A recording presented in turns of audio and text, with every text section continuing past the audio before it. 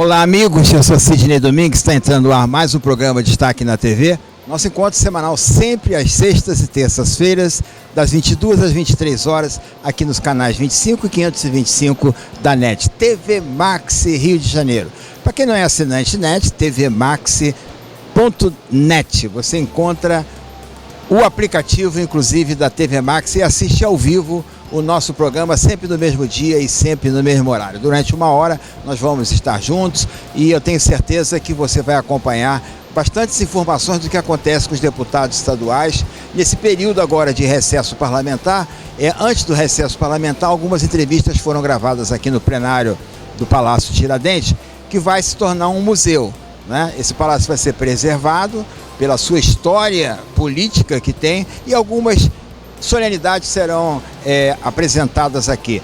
E os deputados, a partir do 1º de agosto, farão as suas sessões plenárias a partir do prédio lá do novo chamado Alerjão, antigo Banerjão, né? Entre a Rua da Ajuda e a Rua México, aquele edifício grande em frente para o buraco do Lume. Nós estamos vivenciando um momento no país muito difícil, com questões políticas para serem definidas. Ano que vem tem uma eleição para governador, para senador, uma vaga aqui, deputado federal e deputado estadual, né? E presidente da República.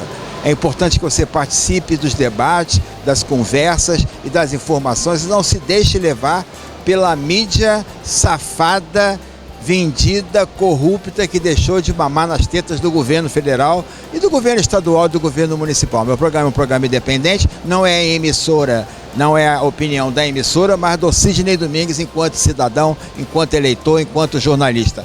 Vale a pena você conferir, eu vou para o intervalo comercial e daqui a pouco a gente volta.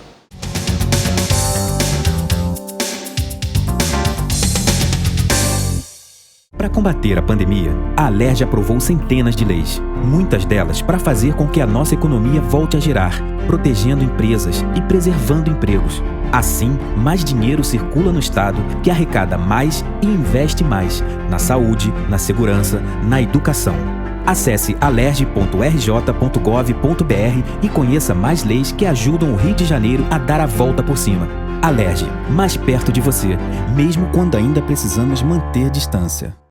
Eu sou o Dr. José Ribamar de Almeida Cerqueira Filho, especialista, mestre e doutorando em implantes dentários. O implante dentário hoje é uma inovação para você que sofre sem os dentes ou com próteses móveis ou não está muito satisfeito com a sua estética. Venha me fazer uma visita, trabalhamos com implantes de excelente procedência importados, temos hoje scanner intraoral e fresadora, o que permite você entrar na clínica em apenas poucas horas sair com todo o seu sorriso corrigido de forma definitiva. Minha clínica está situada na Avenida Nossa Senhora de Copacabana, 978, Subloja 102. Telefones 3208-3943, 3208-3635. Venha me fazer uma visita. Os musicais estão de volta. Show internacional Luiz Miguel, Senhor Bolero, com Pedro Calheiros e os bailarinos de Jamberoxa de Copacabana, Josuel Schmitz e Priscila Mendes. Só 4 únicas apresentações. 19h30 aos sábados, Teatro Vanucci, Shopping da Gávea. Imperdível, Luiz Miguel, Senhor Bolero, Shopping da Gávea, Teatro Vanucci, sábados às 19h30. Reservas 2274-7246, 964-1947-20. Luiz Miguel, Senhor Bolero. Apresentação, Sidney Domingues.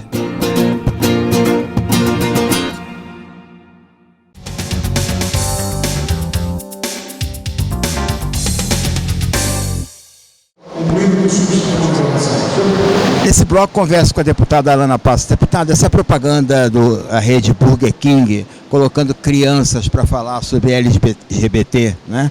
Essa é uma questão muito grave, né?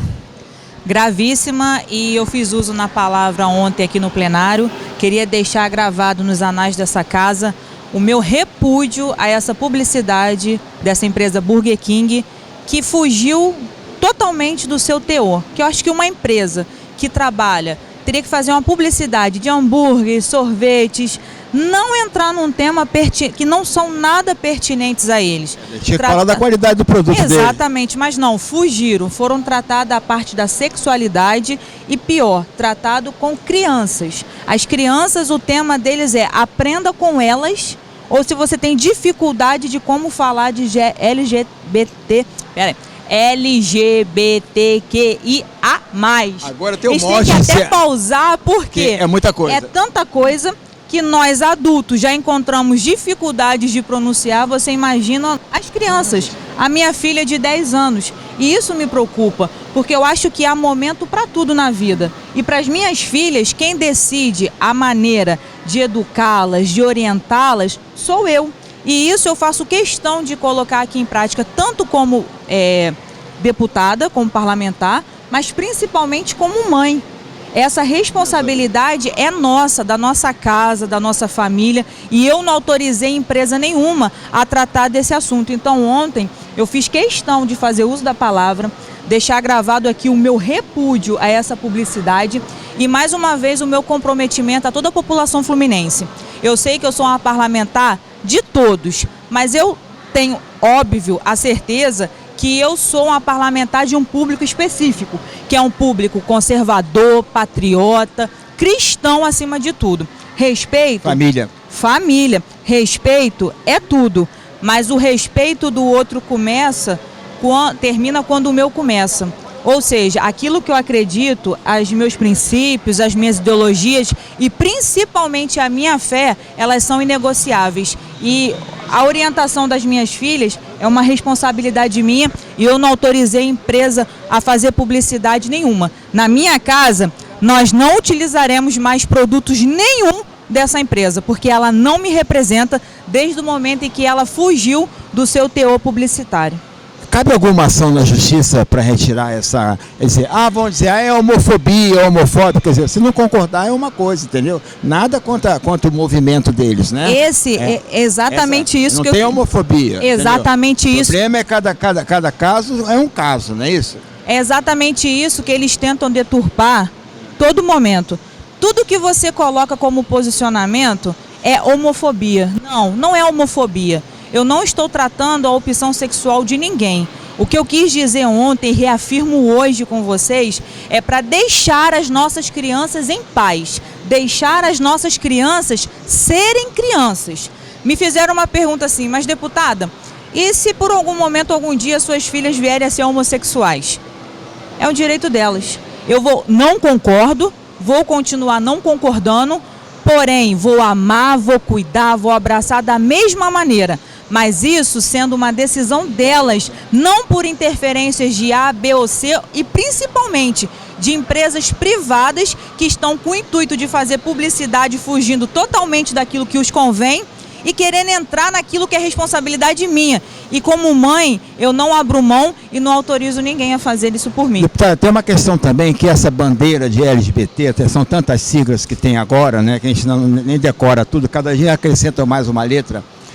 Eles querem incluir, quer dizer, a esquerda, assim, sem dizer se é direita ou de esquerda, mas a esquerda sempre pautou isso e hoje o pessoal, o PT, desse ensino na escola. Eu lembro que o Jean Willis, que foi deputado e que renunciou ao mandato, quando daquela responsabilidade dos 16 anos, ele disse que a partir dos 8 anos de idade, as crianças já tinham a capacidade de definir a sua sexualidade. Mas, ao mesmo tempo, o pai de 16 anos não tinha responsabilidade para assumir o que era crime do Código Penal. Quer dizer, é esse discurso, né, que é para ganhar voto. Na realidade, o meu ponto de vista é que a esquerda ela não tem coerência nenhuma nas suas falas. Eu vou citar algumas coisas para o senhor. Durante as eleições, eu vi muitas das vezes a Manuela Dávila falando a favor da legalização do aborto. Mas aí eu te pergunto, ela tem os filhos delas, ela abortou? Não. Eles falam tanto da legalização das drogas, mas pergunta alguém da esquerda, qualquer pessoa da esquerda, se ela sonha que seu filho seja usuário de drogas, dependentes químicos. Não. O problema é que a esquerda, ela não quer isso dentro da sua casa, mas ela quer que isso entre porta dentro da minha casa. Só que a diferença da direita é que nós somos contrários. E eu, como parlamentar, eu protejo as minhas crianças, as minhas filhas, e eu uso muito as minhas filhas para colocar como exemplo para todas as nossas crianças. Só que isso engloba, seja filhos de pessoas que são da direita, mas eu também não desejo isso nem para os filhos de quem é da esquerda. Ou seja, a nossa preocupação é realmente deixar a criança em paz e deixar a criança ser criança. E no momento certo, pertinente da vida delas, com responsabilidade e depois daquilo que elas vivenciaram, ela faça as suas escolhas e as suas decisões. Não ter que discutir isso com as crianças. Criança não tem que, no momento, saber o que é LGBTQIA+. Ela tem que saber o alfabeto, ela tem que saber o que é tabuada, ela tem que saber brincar, ser feliz. O idioma. Exatamente. Deputada, existe na internet circulando um vídeo do deputado Marcelo Freixo, que foi deputado estadual e deputado federal, onde ele defende a legalização da maconha. Ele é pré-candidato ao governo do estado da maconha e também do uso de pequenas drogas, inclusive com orientação nas escolas, né? E agora é pré-candidato ao governo do estado, quer dizer, as pessoas têm que tomar conhecimento disso. Não sou eu que estou dizendo, não é informação. E não é fake news, é ele falando, né, que ele tem um projeto para apresentar. Olá, gente, tem uma petição circulando que é da maior importância, eu queria que você nos ajudasse. É muito importante a eleição do STF, que vai ser em novembro. Então entre e nos ajude a pressionar por mais democracia e pela descriminalização das drogas. O Rio corre esse risco? Não acredito. Na realidade, eu vou bater mais uma vez numa tecla que é muito importante. Conscientização e responsabilidade na hora das decisões. Como eu disse, eu sou uma parlamentar que, por mais que eu seja de toda a população fluminense, tem um público diferenciado que me colocou aqui para representá-los. Quando a gente fala de ano de eleição, de votação, é um direito do povo fazer fazer essa decisão, essa escolha.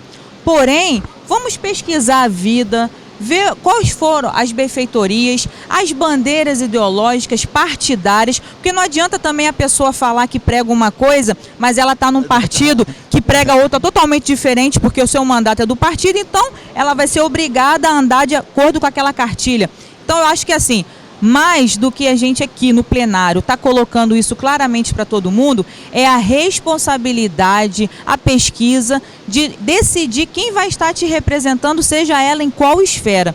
Mas isso, esse poder não cabe a mim, não cabe ao senhor. Não. Esse poder é de cada um que está nos assistindo, de ter essa responsabilidade e entender que se você não se posicionar, se você não decidir fazer e vir fazer as suas escolhas certas, vai ter coisas e conteúdos entrando porta dentro da sua casa e você não vai poder fazer nada. Obrigado, deputada. Obrigado, senhor. Seu trabalho da imprensa, eu faço aqui esse trabalho aqui há 18 anos dentro da Assembleia Legislativa, já exerci mandato de vereador, mas não sou político, não sou candidato a nada, mas a questão é perguntar e às vezes se posicionar. Plenário da Alerj, última sessão plenária aqui no Palácio Tiradentes. É uma emoção, né, deputado Val? É uma emoção muito grande fazer parte desse parlamento, na qual nós estamos aqui na Alerj hoje, na última sessão do plenário. Bom, são 9 sessões aqui, nós o presidente da casa fez 3 sessões seguidas, um avalanche de projetos, né? Quer dizer, que marca a posição firme do parlamento. É muito gratificante fazer parte desse parlamento, na qual, aqui nesse plenário, existiu muita decepção para a sociedade. A sociedade se decepcionou com muitos e vangloriou muitas pessoas decentes que por aqui passaram. Então eu fico orgulhoso de fazer parte aqui da Alerj, na qual a gente trabalha diariamente pela população. Eu tenho o maior prazer do mundo de estar honrando com o meu compromisso para a sociedade. Durante esses 3 anos tiveram muitas galerias cheias aqui, manifestação, e aqui sempre teve aberto para as manifestações de todo mundo, contra ou a favor de determinados projetos, né?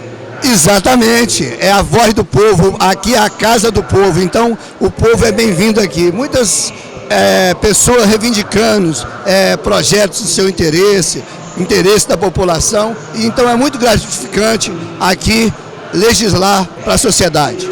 Valdo Ceasa entra para a história, última sessão plenária no Palácio Tiradentes, vai estar lá no quadro. Obrigado a todos, obrigado a Deus e obrigado àqueles que me confiaram o voto. Muito obrigado. Valeu, deputado Valdo Ceasa. Intervalo comercial, daqui a pouco a gente volta com mais destaque na TV.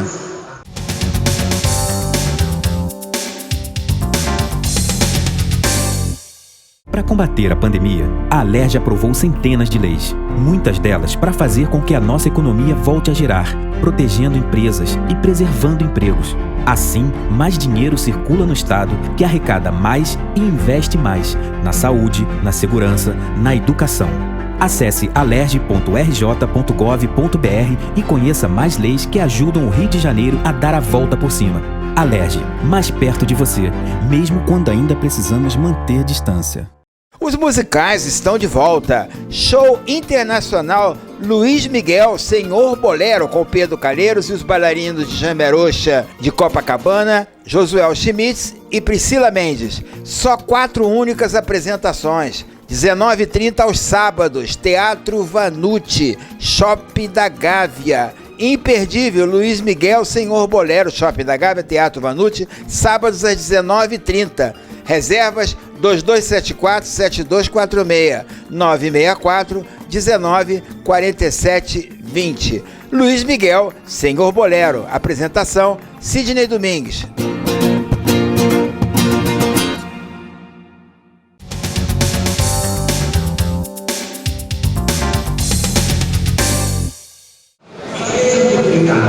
Conversa agora com o deputado Dionísio Lins, que continua na presidência da Comissão de Transporte aqui da Alerj, né, deputado? A questão toda, já tive a oportunidade de falar sobre a supervia dos trens, né?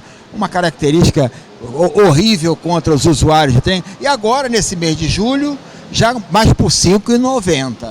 E os trens começam a quebrar e dizem, mas é isso, aconteceu isso. Isso é uma vergonha, né, deputado? Ô Sidney, eu quero agradecer a você pela oportunidade e devo dizer a você que é lamentável, não é? Todo e qualquer constrangimento no transporte, em qualquer segmento, sempre o povo que paga a conta. E ninguém aguenta mais. Que você veja, o trabalhador não teve aumento de coisa nenhuma, a não ser da despesa. Funcionário público também não. Idem, a mesma coisa. Então o sistema de transporte, o modal de transporte, ele se dá de uma maneira gozada. Toda vez que tem constrangimento, ou seja, a receita não atinge o lucro saudável, repassa para o usuário. E aí vem a correção. Veja, neste caso dos trens, e não só dos trens ou da supervia, do metrô, o caso também da barca, eu vejo hoje que estão sucateando. Hoje o sistema de transporte está sendo sucateado. Não sei se de propósito. Entretanto, a pandemia fez com que caísse a demanda. Caiu sim. Agora, a conta não fecha. É preciso a gente avaliar, porque a gente passa por um constrangimento. Ou seja, ontem mesmo fui eu indagado quem pagará a conta daqueles que têm 65 anos e que não paga absolutamente nada. É obrigado a empresa concessionária a atender gratuitamente. Quem paga a conta é o governo. O governo federal precisa definir a questão. O governo federal precisa investir no Rio de Janeiro. O governo federal tem um recurso para investir de fundo perdido. E o secretário, então secretário que não mais é, Delmo Pinho, não é, disse que, lamentavelmente, foi bloqueado pelo governo federal, efetivamente, o repasse dessa verba para salvar o sistema de transporte. O que aconteceu, Ciro? A Supervia pediu recuperação judicial, os magistrados concederam, e nesse momento você está numa dificuldade, porque você passa a ser regido por um pedido de recuperação. Você que é advogado sabe muito bem que complicou. E na pauta, ou seja, na planilha que foi para o judiciário, já apresentaram essa correção do valor da passagem. Quer dizer, vai ser difícil para o trabalhador, Ciro. É o pobre que sempre paga a conta. Infelizmente. É o pobre. Agora tem aqui o problema da Light, da energia, metade. Tome aumento de novo na energia. Aí não dá, né? Eu fico impressionado, Ciro. Como pode nós termos hoje uma indústria de pedido de aumento? Quer dizer, se transfere para a população que já está pedindo socorro. Você sabe que não existe mais aquele trabalhador que era consumista. O trabalhador menos favorecido, ele tinha o saláriozinho dele tinha a mulher dele ajudando como passadeira, tinha a mulher dele também lavando roupa para fora, tinha a mulher dele que podia ser nossa secretária. Cuidadora de idoso. Exatamente. Hoje ele não tem o emprego e toda a família também está sem emprego. E as tarifas aumentam. A tarifa aumenta. Não é mais possível isso. Já não se aguenta mais. Aí nós temos, graças a Deus, o Recupera Rio de Janeiro, que o presidente André Ciliano colocou, que dá uma salvação, um alento, mas um alento de R$300. Não pode ser mais, porque também quebra o sistema. Só para garantir o feijão com arroz. É isso. Mas, agora, deputado, tem uma outra questão que eu acompanhei no jornal, e eu tenho certeza que o senhor acompanhou também. O Hospital Samaritano, que tem diversas unidades, um hospital tradicional, de excelente qualidade. Em Botafogo tem um hospital, mas tem um outro hospital do próprio Samaritano, que é um casarão de muitos anos. A Associação de Moradores de Botafogo deseja que seja tombado o prédio para que não seja construído um espigão numa área onde, inclusive, possibilidade é residencial. Então, eu gostaria que o senhor desse uma olhada nisso, na probabilidade de fazer o tombamento desse casarão, atendendo não a meu pedido, mas sim da Associação de Moradores de Botafogo. Sidney, eu quero te agradecer como jornalista, como representante da população, que você já foi parlamentar. Eu farei isso imediatamente, até porque tive a oportunidade de conhecer o Hospital Samaritano. Eu tive a oportunidade de ir lá fazer um exame no anexo. E lá tem história. É um hospital muito bem resolvido. Verdade. E esse casarão que você cita nesse momento, eu tive ciência pela imprensa. Então você tenha a certeza de que estaremos entrando em recesso. Vou tentar, se você me der matéria específica. Vou dar todas as informações até de qual prédio, porque são grandes prédios. Eu posso te garantir que entro imediatamente e que aqui nós vamos aprovar em parceria com o presidente André Ciliano, porque não é mais possível a gente perder prédios históricos para especulação imobiliária. Nós fizemos isso em Copacabana, né, Cid? É verdade, e lá no hospital, o teu pedido no Colégio Cícero Pena. Só para lembrar que o deputado apresentou um projeto transformado em lei pedindo a derrubada da escola Cícero Pena na Avenida Atlântica, que o prefeito Eduardo Paz queria construir um espigão lá. Outra especulação imobiliária. Também. Era din-din, né? Era din-din. E aí nós cancelamos esse e vamos cancelar. Está tombado. Vamos atender a população.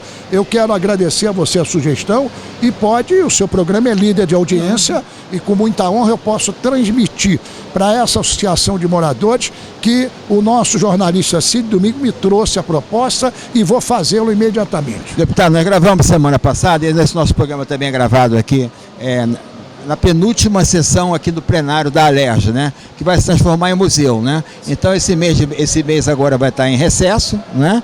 E depois retornaremos, né, 1º de agosto, né?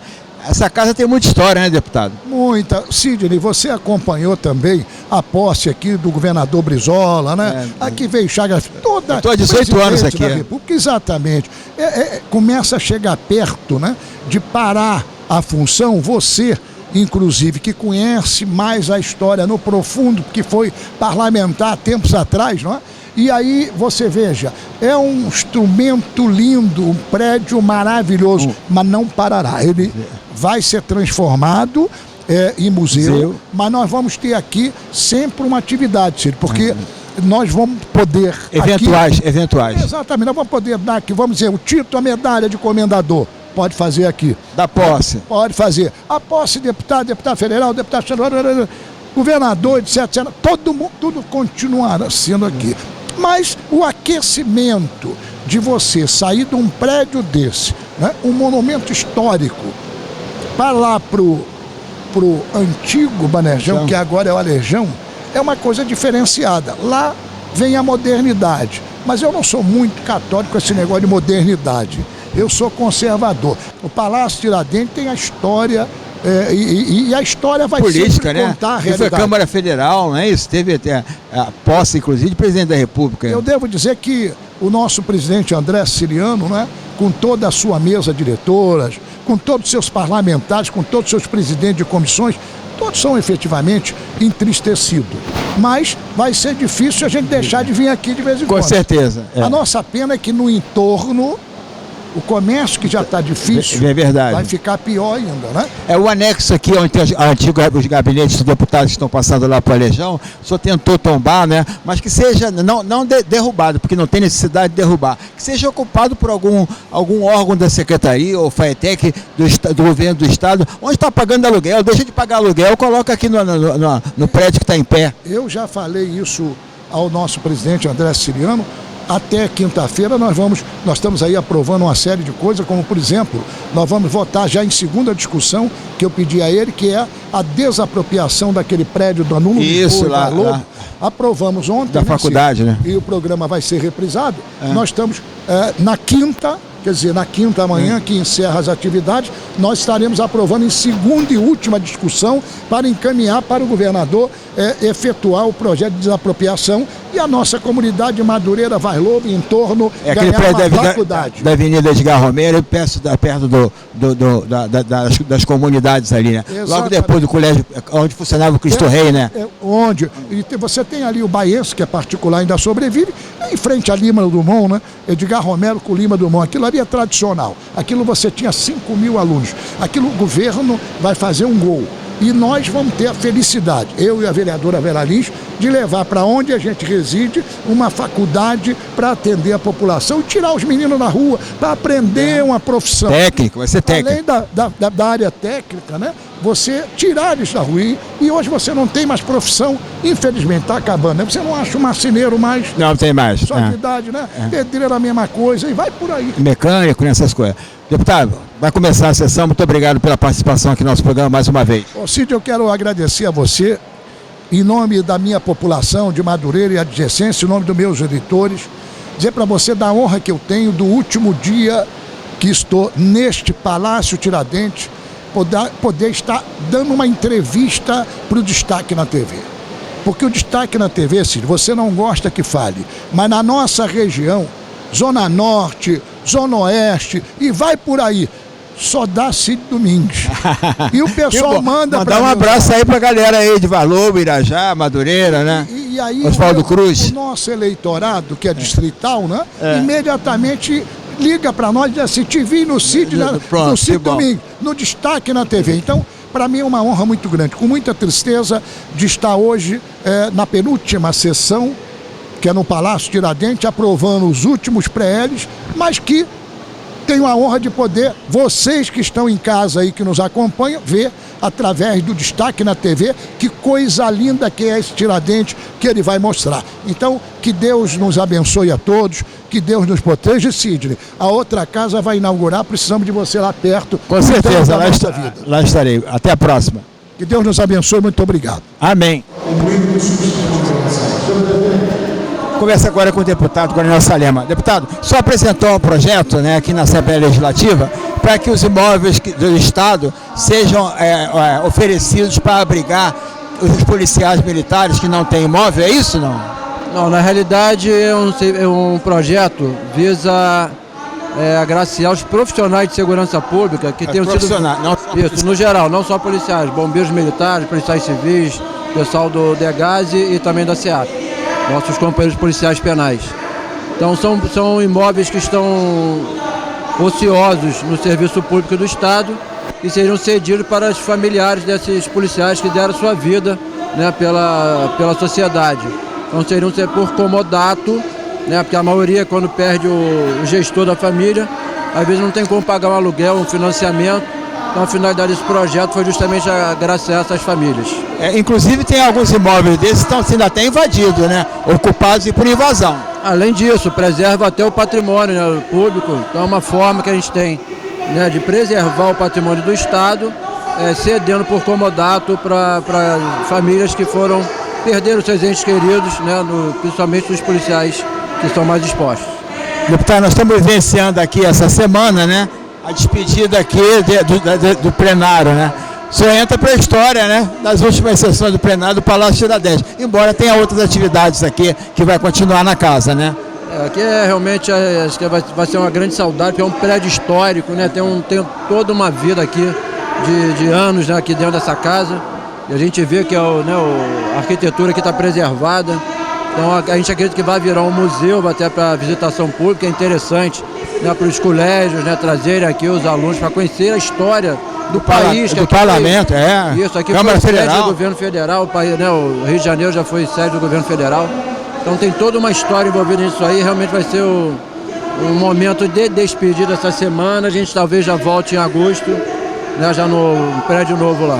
Da Legião. Deputado, não foi aqui no Rio de Janeiro, mas tomou conta do noticiário a questão da caça ao Lázaro que acabou, né? Mas por que 200 policiais em São Paulo, 200 policiais para uma captura? Sem informação, não tem inteligência, não tem informação. É um desperdício, deputado? Não, na realidade foi uma comoção. A gente sabe que tem outros marginais que estão sendo procurados também, talvez mais perigosos até do que ele. Mas como o fato tomou aquela comoção e ele poderia continuar cometendo novos crimes, acho que houve esse empenho maciço, né, das forças de segurança, não só lá do estado de Goiás. Você viu que a própria Polícia Militar do Rio de Janeiro cedeu tecnologia, né, para eles poderem se comunicar pelo equipamento rádio, que era uma área muito extensa, área de mata, tinha muitos canais, né, de rios. E o cara conhece a localidade, né? Então o marginal conhece muito bem aquela região. Então por isso foi um efetivo maior para justamente sufocar ele. E infelizmente agora a gente sabe que teve várias pessoas que acobertaram a fuga desse marginal, mas acho que as forças de segurança lá foram vitoriosas e tirou esse marginal de circulação. Alguns dias aqui, o bandido mais procurado aqui era o Eco, né, que acabou sendo preso, né, e na troca de tiro, né, na auto de resistência foi morar lá em cima, né. Como diz Wagner Montes, foi junto com o Capiroto. Deputado, tinham 126 fuzis. Não tem quartel, não tem batalhão que tem isso tudo.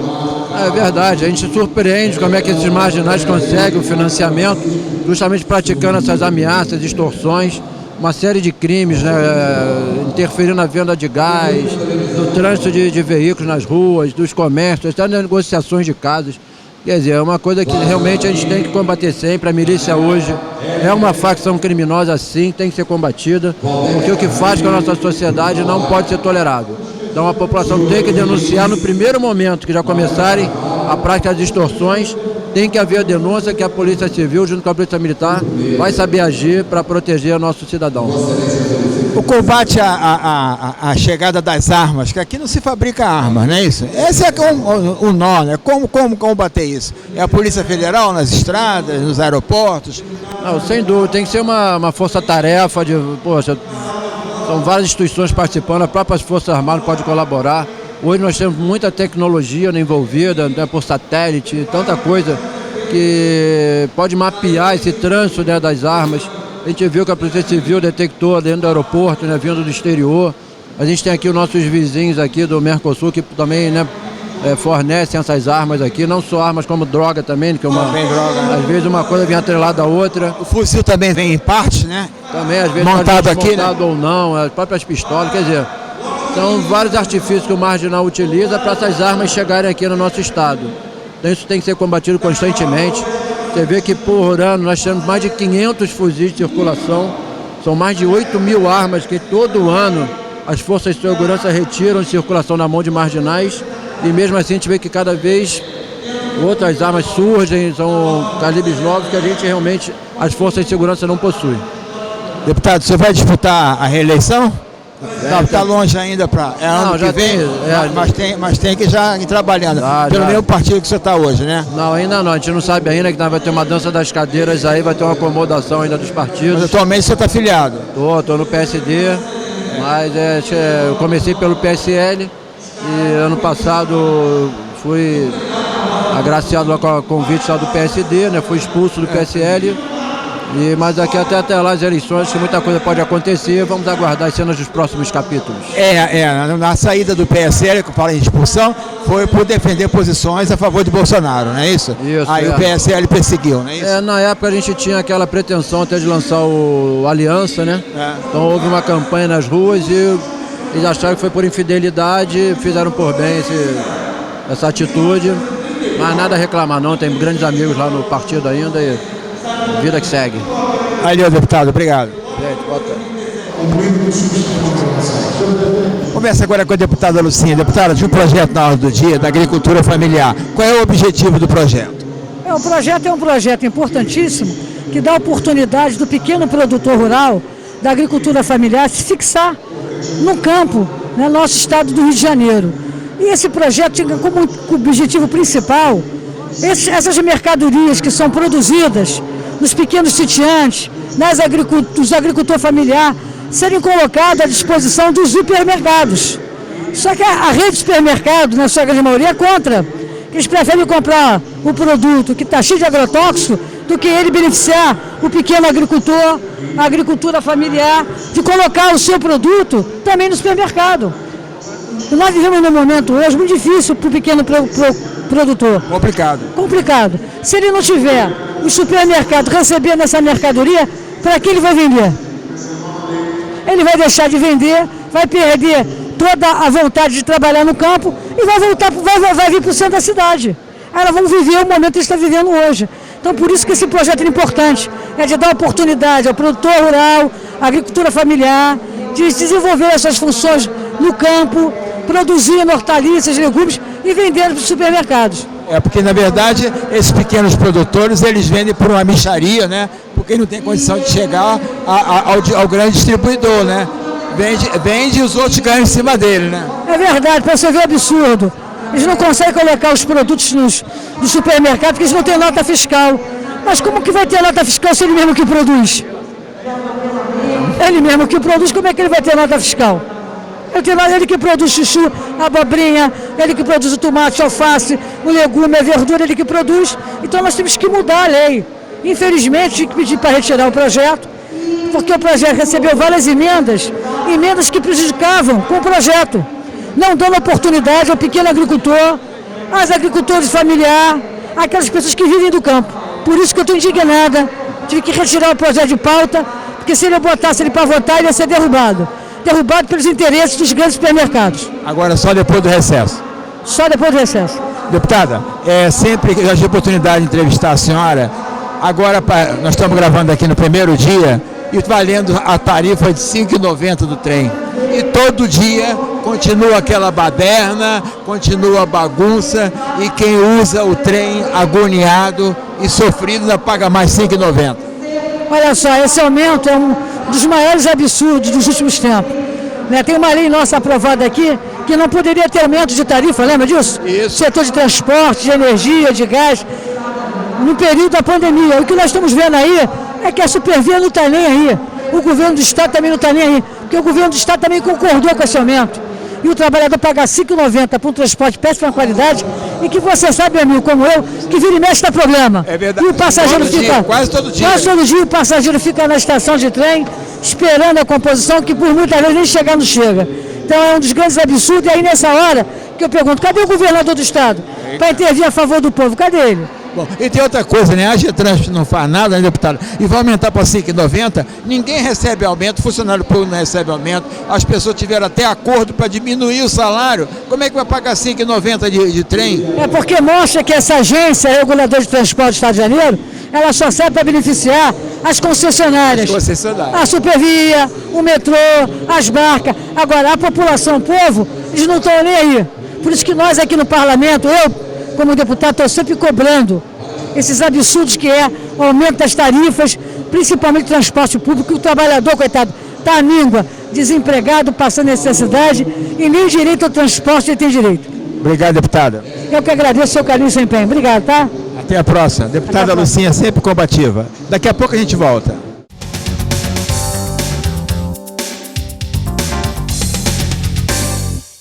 Para combater a pandemia, a Alerj aprovou centenas de leis, muitas delas para fazer com que a nossa economia volte a girar, protegendo empresas e preservando empregos. Assim, mais dinheiro circula no Estado, que arrecada mais e investe mais na saúde, na segurança, na educação. Acesse alerj.rj.gov.br e conheça mais leis que ajudam o Rio de Janeiro a dar a volta por cima. Alerj, mais perto de você, mesmo quando ainda precisamos manter distância. Os musicais estão de volta. Show internacional Luiz Miguel, Senhor Bolero, com Pedro Calheiros e os bailarinos de Jamerocha de Copacabana, Josuel Schmitz e Priscila Mendes. Só 4 únicas apresentações. 19h30 aos sábados, Teatro Vanucci, Shopping da Gávea. Imperdível, Luiz Miguel, Senhor Bolero, Shopping da Gávea, Teatro Vanucci, sábados às 19h30. Reservas 2274-7246, 964-1947-20. Luiz Miguel, Senhor Bolero. Apresentação, Sidney Domingues.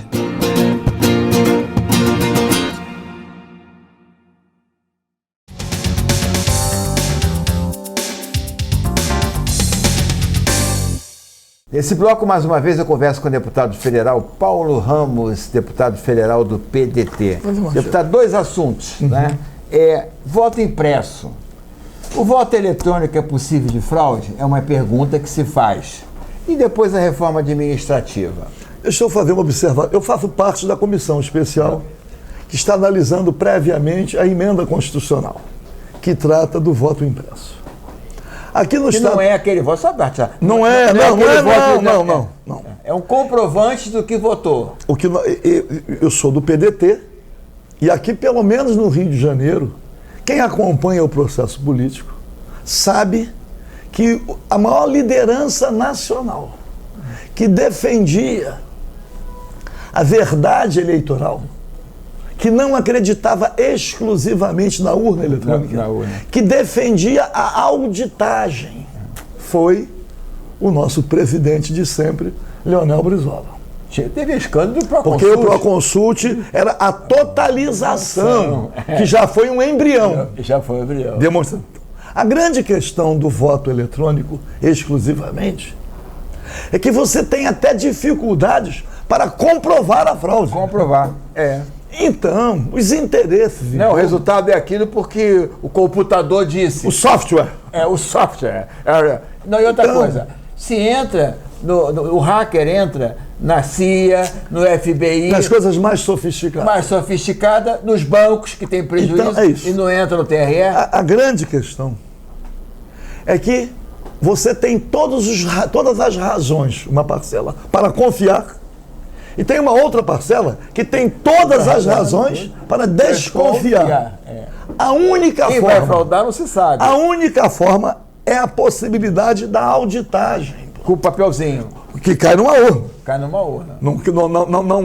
O eleitor não leva o voto para casa. Eu vi o ministro Luiz Roberto Barroso, que está convicto na seriedade, na impossibilidade de fraude. E ele, presidente do Tribunal Superior Eleitoral, é a pessoa mais ouvida na defesa do processo atual. De não haver o voto eletrônico sem a possibilidade da auditagem. Ele é o principal defensor.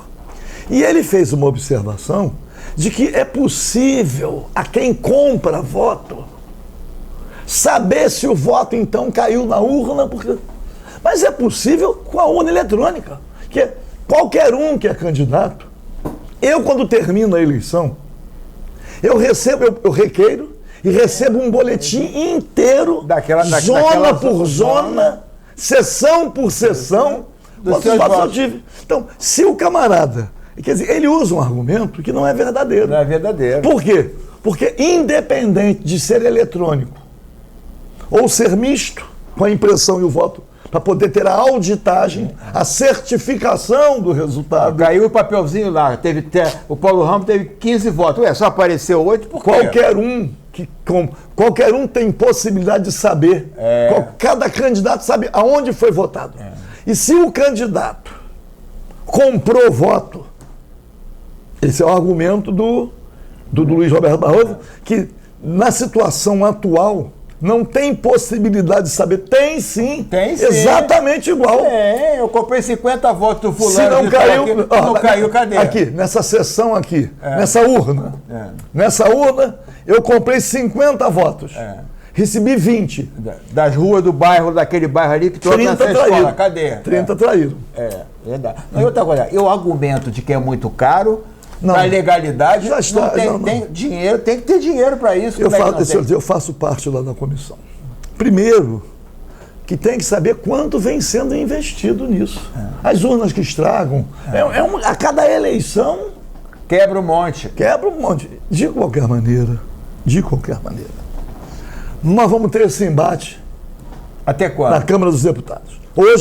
Hoje tem uma reunião da comissão, que é tudo por videoconferência. Eu vou participar. O relator vai apresentar o relatório. Hoje é a apresentação. Estamos gravando. Eu penso que vai apresentar. Pode ser que hoje não tenha a votação. Vai apresentar o relatório, vai entregar a cópia, para a gente analisar, discutir, ver se quer modificar alguma coisa e tal. Eu estou convencido de que na comissão vai ser aprovado. Mas no plenário da Câmara, eu estava lendo que 11 partidos já estão ajustados contra. Por quê? Como é uma emenda... Porque o voto impresso, em outras ocasiões, já foi aprovado, pô. Mas como era lei, o Supremo Tribunal Federal considerou inconstitucional. Dizendo que o voto quebraria o sigilo do voto. Que não é verdade. Mas tudo bem. Mas o Supremo Tribunal Federal entendeu, confrontando com a Constituição, então disse que a lei era inconstitucional. Aliás, mais de uma vez. Houve uma vez que teve veto, a Câmara derrubou com mais de 400 votos o veto. Mas agora é emenda constitucional. E precisa de 3/5 em 2 votações na Câmara, 3/5 em 2 votações no Senado. É muito voto. Se 11 partidos já se mobilizaram contra, sendo verdadeira essa informação, dependendo dos partidos também. Que mesmo... o partido pode dizer que vota assim e o deputado não seguir. Não, e tem partidos que o partido está apoiando para votar sim, mas tem gente que vota não. Não existe unanimidade. Não existe. Não sei se os partidos vão fechar a questão. Não sei. Mas tem defecções. De qualquer maneira, vai ser votado. Eu acredito que, terminado o recesso de julho, agosto, até final de agosto, pelo menos na Câmara, estará votada a emenda constitucional. E a reforma administrativa, deputado? Em que ponto está essa reforma administrativa? Eu integro a comissão. Está analisando previamente. Estamos começando a ouvir as audiências públicas, ouvindo os setores. O relator já manifestou o entendimento, primeiro, de que não pode deixar de incluir os demais poderes. Não pode ser uma reforma administrativa exclusivamente para o Poder Executivo. Tem que incluir Poder Legislativo, Judiciário. Está entendendo também que várias normas devem alcançar as chamadas carreiras de Estado, em relação à remuneração, em relação a tetos, etc. Então, a reação tem sido muito grande, que é o texto do governo que diz que é para alcançar, a partir dos próximos ingressos no serviço público. O texto é muito ruim, porque é destruição total, acaba com o concurso público. Imagina não ter plano de cargos, carreiras e salários. Acaba com o concurso. E vai ingressar como com o concurso público? Nomeação. Nomeação. A Assembleia Nacional Constituinte, que eu integrei, recebeu a máquina administrativa 88, né? Que foi composta no período autoritário, sem concurso público. Mas está na reforma administrativa que acaba com o concurso público? O que fez a Constituinte? A partir de que quem tem mais de 5 anos ou mais passa a ser estatutário. E a partir dali, concurso público, estatuto, plano de cargos, carreira de salário, estabilidade, sindicalização e greve. Agora, estão ampliando, inclusive, a possibilidade de cargos de comando, cargos de chefia e direção. Os cargos comissionados. Se tornarem funcionários. Porra, não! Estão abrindo para livre nomeação. Imagina se hoje, né, aqui no estado do Rio de Janeiro, vamos admitir que tenhamos 10 mil cargos gratificados de chefia e direção. De livre nomeação. Mesmo não sendo da... Porque a Constituição estabelece percentuais. Imagina escancarar isso. Como é que fica? É complicado. Imagina o poder político podendo nomear. Eu convivo com isso porque eu tenho uma vinculação muito grande com os servidores. Agora, deputado, imagina essa reforma administrativa afeta quem já é servidor? Afeta porque tem providências que cabem ao Executivo que não tem como tratar só daqui para frente. Então, acabar com carreiras, acabar com cargos, acabar com isso. O presidente da Alerj aqui falou que qualquer reforma administrativa, o André Siciliano, aqui no estado do Rio de Janeiro, não pode prejudicar o servidor público que está em exercício e concursado. A bem da verdade, como é que pode ter uma reforma só daqui para frente? Daqui a quantos anos? E aí tem os erros do governo, a economia. Quanto é que economiza? Eu, por exemplo, estou indo a Brasília esta semana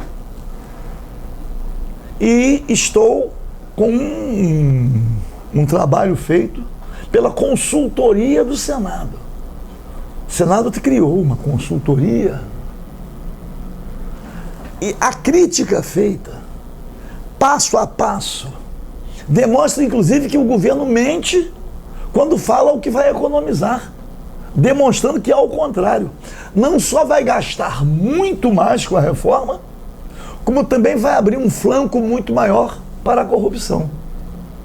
Porque todo mundo sabe que a disputa para nomear, diz assim, você sabe disso. É verdade. Quais são os ministérios, quais são as secretarias que têm mais recursos orçamentários?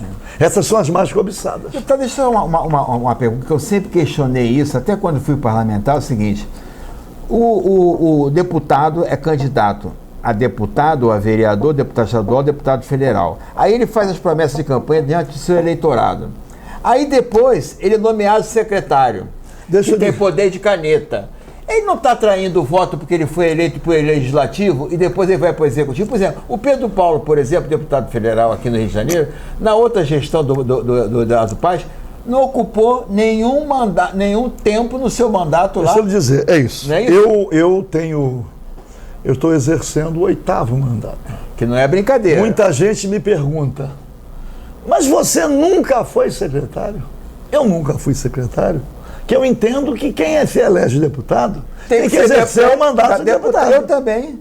Deputado. Se não quer exercer o mandato, renuncia. Renuncia. Porque o que acontece? Se elege deputado, ocupa um cargo, fica. Porque tem uma coisa também. Para quê? Porque tem caneta, porque tem recurso, pode dar emprego. Deixa eu dizer uma coisa. Essa é a verdade, né, deputado? Diante da sociedade, tem muita gente que entende que ser secretário ou ser ministro, ser secretário é mais importante do que ser deputado. Nada. Ser ministro é mais importante do que ser deputado federal ou senador. Não. Ao contrário. Não. Deputado e deputado. Mas a grande questão é isso que você diz. É a responsabilidade assumida para exercer o mandato.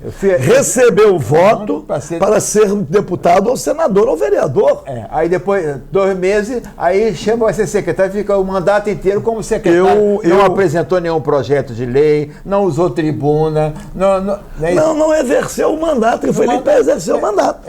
Traiu o eleitor. Abandonou. Nem traiu. Abandonou. Mas quer ser deputado, não, quer ser secretário. Agora, isso é considerado, não é? Porque o que mudar isso, deputado? O que acontece nos partidos políticos? E eu falo de todos. Eu não estou excluindo nenhum. Porque quando você pega um deputado eleito e coloca como secretário, o partido não perde, porque o suplente assume. Ele vai fazer parte da máquina do governo. E vai nomear gente pra caramba dos partidos. Essa é a realidade. E essa reforma administrativa escancara ainda muito mais a possibilidade da livre nomeação. Abre uma em cargo de chefia e direção. Quer ser nomeado para secretário, tudo bem, ou é deputado ou é secretário, mas que seja nomeado secretário, pelo menos pessoas qualificadas com aquela área, da área da saúde, da área do transporte. Então, vou dar um exemplo. Houve um ministro da Educação no período da ditadura militar, chamado Rubem Ludovic.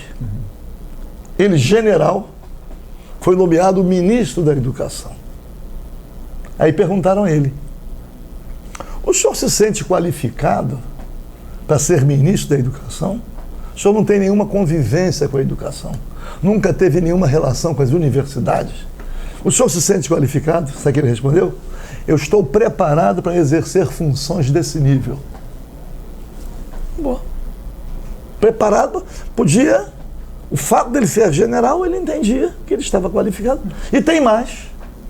E há quem registre que no período da ditadura, com todas as circunstâncias, tem gente que diz que ele foi um bom ministro da Educação. Diz assim, vamos pegar um exemplo da saúde? O senador José Serra foi ministro da Saúde e não tem convivência, não tinha convivência. E muita gente diz, eu não identifico, não quero manifestar reconhecimento nenhum. Nenhum. O que eu digo é a voz em torno. Tem muita gente que diz que o José Serra foi um bom ministro da Saúde. Deixou um ponto que eu conheço, que foi o genérico, o remédio genérico. Aliás, deixa eu falar uma coisa do genérico, porque a gente tem que fazer justiça. Genérico, temos que pegar o nosso senador Jamil Haddad. Jamil, falecido já. Já falecido Jamil, é que foi a liderança que conduziu. Isso. José Serra era ministro da Saúde e acolheu. Mas foi o nosso Jamil Haddad, o grande lutador, juntamente com outros. Foi prefeito do Rio de Janeiro, fui vereador na gestão dele, inclusive. Grande companheiro Jamil Haddad, está aqui na minha alma guardado, a minha lembrança. A luta continua, deputado. Vamos lá, vacinação contra a reforma administrativa, que é um desmonte completo do serviço público. Não é possível, não pode passar. Atinge militares, não? Só para encerrar, 2 minutos. O relator está querendo incluir todos, servidores civis e militares, de todos os poderes, todas as carreiras. É uma discussão. Tem gente que é contra, mas diz assim, eu sou contra a reforma administrativa. Mas se eu não tenho força para impedir, entendo que todos devem entrar. Essa é a voz corrente na Câmara. Eu acho que não passa essa reforma, de tão absurda que é. É um atrevimento muito grande. O ministro Paulo Guedes, que é o pai dessa reforma, mas também é o pai das privatizações, é o homem que veio lá do Chile com o Pinochet, que somente agora o povo chileno está em Assembleia Nacional Constituinte. Ele é que é o mentor desse estrago, desse desastre que nós temos o dever de impedir que aconteça. Conversei com o deputado federal Paulo Ramos, do PDT, sempre combativo. Até a próxima. Embora a luta continua. Vacinação em massa. Vacina no braço e comida no prato. É o slogan.